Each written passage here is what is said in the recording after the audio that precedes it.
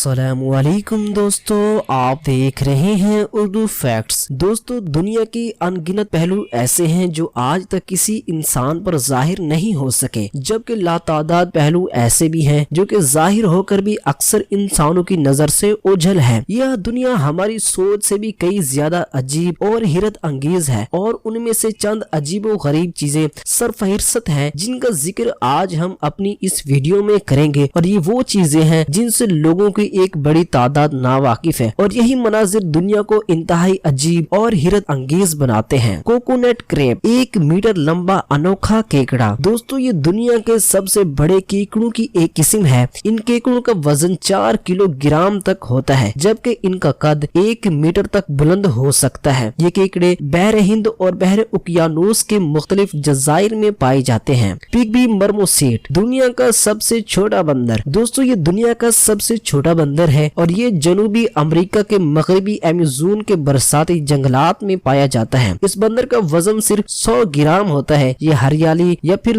دریا کے کنارے آباد جنگلات میں رہنا پسند کرتا ہے۔ رومنیسیکو بروکولی، گوبھی کی ایک انوکھی قسم۔ دوستو، یہ گوبھی کی ایک مخصوص قسم ہے جسے رومنیسیکو کہا جاتا ہے، اور یہ کھائی بھی جاتی ہے۔ یوں تو اس کا تعلق اٹلی سے ہے، لیکن یہ دنیا بھر میں پائی جاتی ہے۔ پائن ایپل فیلڈ، اناس کا کھیت دیکھا ہے کبھی کیا آپ نے؟ ویسے تو اناس کا درخت ہوتا ہے، پر آپ نے کبھی اناس کا کھیت دیکھا ہے؟ نہیں نا۔ بھارت کے علاقے کیرلا میں اس کا کھیت پایا جاتا ہے۔ اس علاقے میں آپ کو ایسے کئی کھیت دکھائی دیں گے۔ سرکاسٹک فرنجیڈ، خوفناک مچھلی۔ دوستو، عام حالات میں یہ مچھلی بالکل نارمل دکھائی دیتی ہے، لیکن جیسے ہی یہ اپنے شکار تک رسائی حاصل کرنے کے لیے اپنا منہ کھولتی ہے تو ایک خطرناک اور خوفناک مخلوق میں تبدیل ہو جاتی ہے۔